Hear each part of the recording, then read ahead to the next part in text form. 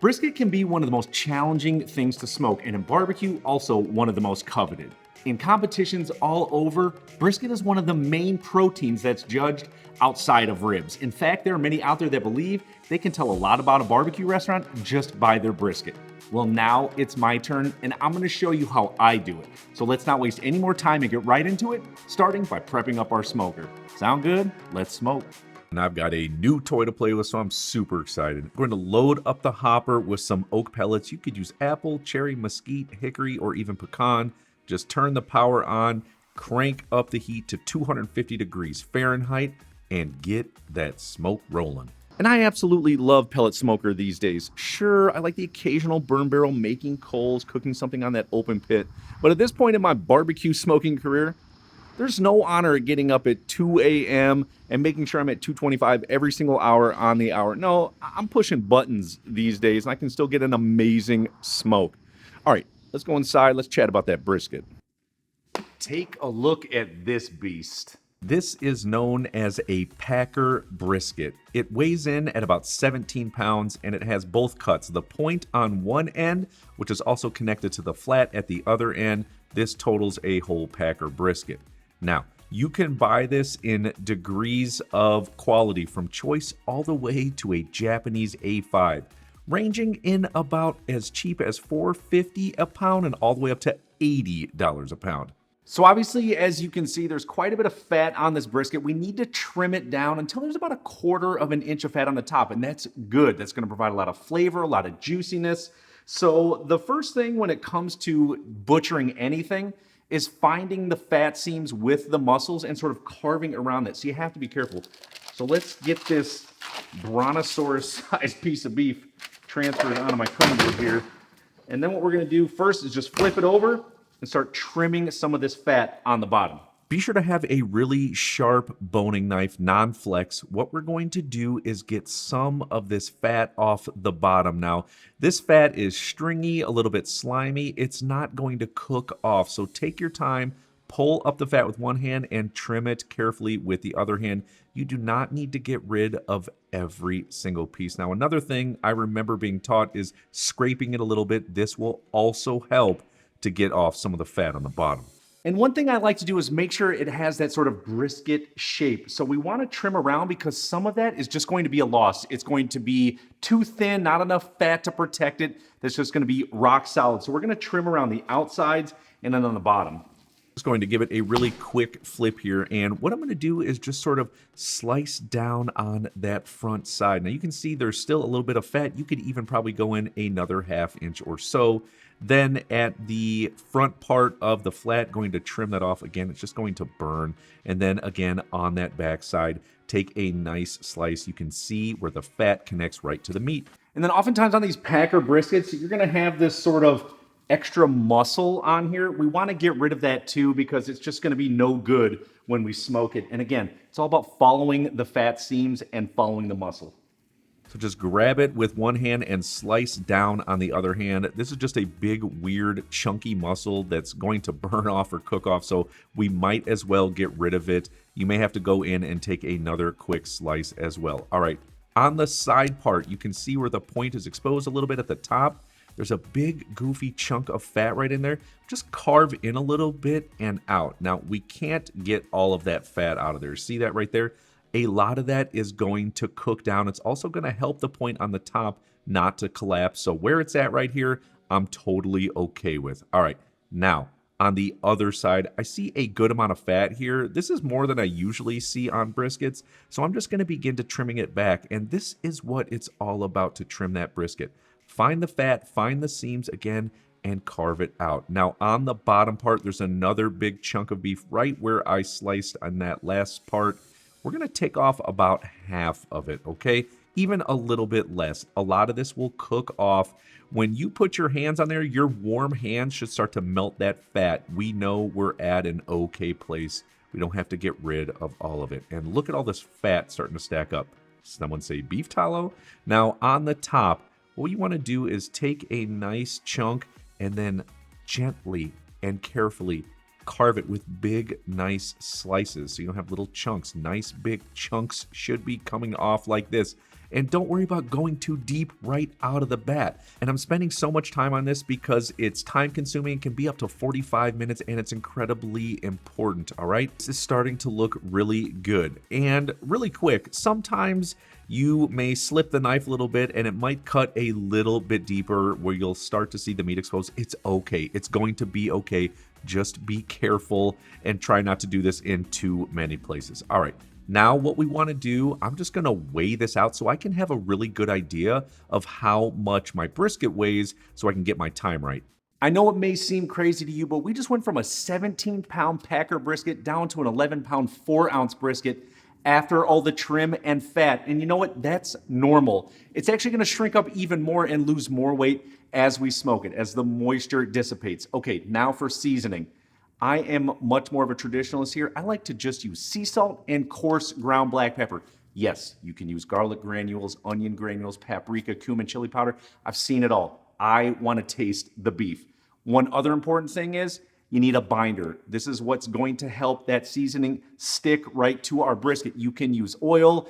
I like to use yellow mustard. You could use Dijon if you want, but yellow mustard seems to work really well and it doesn't influence in the flavor department. Here's how easy you do it. So I'm going to take about 3 tablespoons of yellow mustard total, and I'm going to rub it in very thoroughly on both sides, all sides in fact, and then we're going to season with salt and pepper. And when you season, be about 8 foot away. I always say this. This way you cover every little square centimeter of meat and generously season. I'm using a 1/3 cup of sea salt and a 1/4 cup of coarse ground pepper. That's total for this entire brisket. Now for the sides, sprinkle some into your other hand and then just rub it into the sides to make sure those are seasoned up. The exact same thing with pepper as well. Now, you can use one of these shakers you can get from the grocery store that has nice big holes like this, but hey, I'm seasoning meat. I'm not trying to get the ice off my driveway. And truly, another reason why I like to just use salt and pepper is it leaves a little bit of surface area so you can get that desirable bark. You see the brisket. It's not coated on with other spices. You can still see it. We want that brown sort of outside chewy caramelization. All right, we're going to go outside of the grill and get this thing rocking. Transferring it over to a sheet tray just so that it's easier to carry, and I recommend doing this. Let's get our smoker open. Okay, now wherever the heat is concentrated, in this case, it's on my left side where the firebox is. It's a little bit cooler and away from the heat on that side. That's where I'm going to put the flat end on this side to protect it. Remember, it's a thinner piece of meat, so it's going to be better protected over on that side. Okay, looking really good. Now, of course, what I'm going to do is I'm going to put a thermometer and plug it right in here. Look, if you don't have anything that connects to your smoker, no problem. Just use a standalone thermometer. I push it right in the center, right where the flat connects to the point. Let's close it down, and we're just going to let it smoke. Only another 150 degrees to go. And yet another huge benefit of pellet smokers. The inside environment is already super moist. You're not going to need a water pan. So one less thing to do. However, we're going to come back in a few hours. We do want to make a little spritz, a little bit of vinegar in there, going to help season up that brisket. All right, we'll see you in a few. I'm going to add in a little more than a cup of apple cider vinegar. You could use regular white distilled vinegar here, just into a spray bottle I picked up from a hardware store. And there are other things you can add in your spritzer. Maybe if you want to thin it out with a little more water, if you like sweetness, maybe apple juice. You can even add beer to this if you want. I think the vinegar is perfect enough to help cut some of those proteins. So what we want to do is get out there and see if there are any dry spots and give it a very quick spritz or spray. All right, let's have a look, and you're starting to see that bark form. Looks incredible. The smells are fantastic. You can actually catch a smell all the way down the street. Now, what we want to do is find some dry spots and give it 2 or 3 really quick sprays. Nothing more than that. We're not looking to hose anything down, just looking to provide moisture to those dry spots. And I'm going to do this probably every 60 minutes or so until it's time to wrap it up. Well, we've officially reached that point in smoking a brisket, which is known as the stall, which can happen anywhere between 150 degrees Fahrenheit and 175 degrees Fahrenheit. This is the process where the proteins and the fats start to break down. You'll literally see the meat begin to sweat, and it will sit at the same temperature. Honestly, it can sit for hours, but I'm going to double down here. I'm not going to wrap it yet or do the Texas crunch quite yet, all right? What I am going to do is turn the heat up to 275 degrees Fahrenheit and push through the stall. Once it's at the tail end, then we'll wrap it. And smoking takes a lot of time, so I definitely recommend having a companion nearby. And my dog Oliver loves the smell of this brisket, no doubt. All right, let's have a look. We pushed through the stall. We're on the other side of it. Looks fantastic. That bark is starting to form. We're going to remove the thermometer, place it on a sheet tray, and bring it in for wrapping. And it smells absolutely wonderful in here. It is now time to wrap it. We've pushed through that stall just on the other side. What we're gonna do is wrap it up in butcher's paper. Now, for my folks who are experienced barbecues, you call it peach paper. We're not gonna use foil here. Peach paper is a little bit permeable, so you'll get that smoke still to come through to help build up that bark. Okay, I have 2 sheets about 4 feet long, pretty long. We're gonna overlap them like this. We're next just gonna place that brisket right in the center here. Then what we're going to do is fold up the backside and make creases right around the brisket. You're really just forming and shaping the butcher paper around the brisket. If it overlaps by a little bit, fantastic. Now fold in the left side, get some creases going, perfect. Fold in the right side with some creases, great. And then begin to fold it over. You want nice and tight, like a nice little package. And then even at the back end, if there's even 6 to 8 inches left, no problem. Just tuck it underneath. It's going to be totally fine. Let's go back out to the smoker, putting it right in the center. Now what we want to do is add that thermometer roughly in the same place. Hopefully you can get it in that area, no problem. And then from here, we are going to push it until it's completely finished smoking and ready to serve up. And Comey's, yep, we're going to finish this through at 275 degrees Fahrenheit. Let me say this, every brisket is going to cook differently. In fact, I've had a brisket that never even stalled, that went straight through. If it happens, it's going to be okay. Keep pushing forward. In the meantime, we've probably got a few more hours left. What about a really quick barbecue sauce? So I'm just stealing this from my ribs recipe. I do a half cup each of apple cider vinegar, adding it into a pot with 2 cups of barbecue sauce. Any barbecue sauce will do. Then I have 1 stick of softened unsalted butter, chunked in half. Just add it in there, whisk it over medium heat until it is combined. Set it to the side. You will love this. Or if you want, I've got awesome barbecue sauce recipes. I made a great video of it. You can check any of them out. All of those would be fantastic with this brisket. All right, now they say it's done in between 195 and 200 degrees Fahrenheit. We're at 198, so let's pull it off. I just can't wait. See how that paper is nice and saturated? I know we're good to go.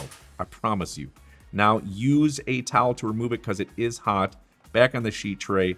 Let's get back into the kitchen. All we're going to do is let it rest, give it a chance for all those juices to soak back in, and make sure the meat is tender and juicy. And it's always the waiting game that's the hardest, but maybe only 30 to 45 minutes until we're ready to slice this up. But this wasn't that difficult to make at all. Prep your smoker. Make sure you trim the fat correctly. Get it smoking. Get it to that stall point. Push through the stall. Have a really nice barbecue sauce. That's it.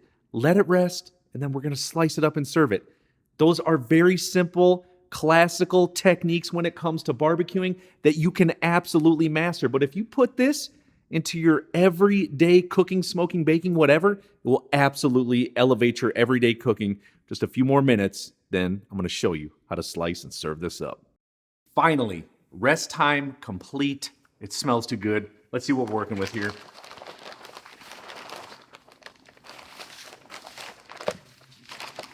Oh man, you know it's going to be juicy with all this goodness on here. Oh, almost! It's like Christmas! And just look at this mouth-watering beauty. That bark, fantastic. Yeah, gorgeous. All right, so what we're going to do is very carefully transfer this brisket right to our cutting board. Now, we are going to start on the flat end, which is down here, and we're going to slice on a bias and against the grain. The grains are going this way. We are going to slice this way. Be sure to have a very, very sharp slicing knife. All right, let's go. Yes. And I usually take a 1/4 inch to 1/2 inch thick slices on the flat part of the brisket, but don't go in too far because we got to change directions. All right, now once we get down to that area where the point is starting to come in, we're just going to pull these pieces away. All right, set them to the side. Then we're going to slice it this way, actually, okay, because the grains change. So give it a quick slice. And this is that shot where all the juice usually comes out. Just slice it in half. You might get a little meat candy on the bottom. No problem. Slice through it, and let's have a look. Yep, that's the ticket. Then we're just going to turn it and continue to slice it down. Now for me at the point end, I like to ensure that it's at least a 1/2 inch thick slice, all the way up to a 3/4 inch thick slice, and just continue to slice it until it's finished. All right, this looks awesome. Now there are a few ways you can serve this up. You can eat it as is, put it on a bun, little barbecue sauce, or we could do it Texas style. You want to serve this up sliced up on a sheet tray. You can put it on parchment paper, or better yet, grab some more of that peach paper underneath, a bunch of thinly sliced yellow onions, some sliced dill or bread and butter pickles, and then a few slices of plain old white bread. I like Texas toast because, well, it's thicker and better. And then, let's not forget about that barbecue sauce. Boom. It is not about time, it is all about internal temperature. You follow that, I promise you'll have foolproof, delicious, juicy, bark-loaded brisket every single time. And I'm super excited to share this with you.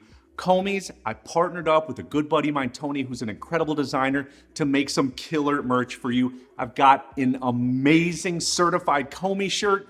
Got an awesome Parisi's Ristorante that's super fun. And for those of you that love meat and want to make sure it sticks around, I've got that for you too in t-shirts, long sleeves, and hoodies.